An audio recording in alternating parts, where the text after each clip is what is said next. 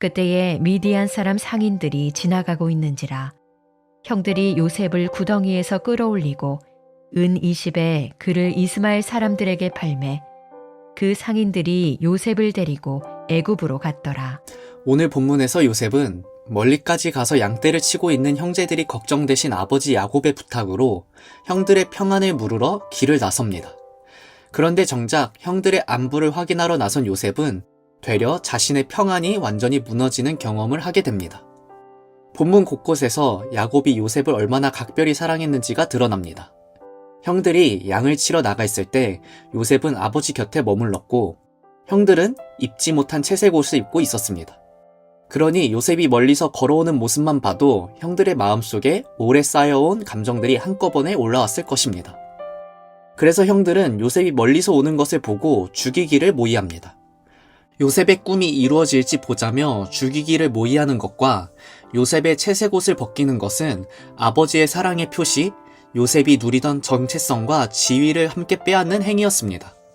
그 후 물도 없는 빈 구덩이에 내던져집니다. 요셉의 입장에서 오늘의 사건을 바라보면 그는 아버지의 부탁을 받아 먼 길을 나섰습니다. 나쁜 의도도 숨겨진 계획도 없었습니다. 그냥 형들이 잘 있는지 보러 갔을 뿐인데 돌아온 건 싸늘한 반응과 외면이었습니다. 구덩이 안에서 요셉이 살려달라 소리쳤다는 장면은 본문에 직접 나오지는 않지만 훗날 그 자리에 있었던 르우벤의 반응과 형들이 태연히 밥을 먹는 장면을 보면 충분히 짐작할 수 있습니다. 요셉의 외침은 형들에게 닿지 않았습니다. 간절함도 용서를 구하는 목소리도 그 어느 것도 말이죠. 우리의 삶에도 이런 구덩이를 만날 때가 있습니다. 열심히 살았는데 돌아오는 게 배신인 순간, 잘해보려 했는데 오히려 상황이 더 나빠지는 순간들이요. 취업 준비를 하다 또 떨어졌을 때, 열심히 관계를 이어가려 했는데 일방적으로 차단당했을 때, 내가 왜 이 상황에 있는지조차 이해할 수 없을 때, 잡히는 것은 아무것도 없고 고개를 들어도 보이는 건 구덩이 구멍만큼 작은 하늘 한 조각뿐인 것 같은 순간들 말입니다. 그런데 오늘 본문을 찬찬히 다시 읽어보면 조용하지만 분명한 무언가가 보입니다. 형들이 요셉을 죽이기로 모의했을 때 르우벤이 나서서 막습니다. 르우벤의 동기가 순수하지 않았을 수도 있습니다. 하지만 하나님은 그 불완전한 사람의 마음을 통해서도 요셉의 생명을 붙드십니다. 그리고 형들이 밥을 먹고 있을 때 마침 그 길을 지나가는 이스마엘 상인들이 등장합니다. 마침이라는 표현이 너무 당연하게 지나쳐서는 안 됩니다. 미디안 광야를 지나는 상인 행렬이 그 순간 그 자리를 통과한 건 우연이 아닌 하나님의 일하고 계심을 볼 수 있는 장면입니다.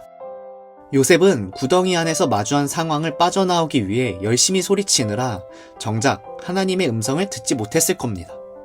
기적이 일어나지도 않았습니다. 천사가 나타나지도 않았고 하늘에서 빛이 내리쬐지도 않았습니다. 그냥 상인들에게 팔려 이집트로 내려갔을 뿐입니다. 그러나 그 침묵 속에서 하나님은 일하고 계셨습니다. 홀리시드 여러분, 우리가 때로 빈 구덩이에 빠질 때가 오더라도 고개를 들어도 보이는 건 구덩이 구멍만큼 작은 하늘 한 조각뿐이더라도 그리고 대단한 기적이 보이지 않더라도 그 순간 가운데 하나님이 계시지 않은 것이 아닙니다. 오히려 단 한 번의 기적만을 보여주시는 것이 아니라 내 삶의 모든 순간 가운데 하나님의 손길이 머물러 있는 것입니다. 바라기로는 우리의 삶에 나타날 구덩이가 단순히 고통의 순간에 머무는 것이 아니라 그 구덩이마저도 하나님의 은혜와 사랑으로 채우실 것을 기대하며 기쁨으로 나아가게 되기를 간절히 소망합니다.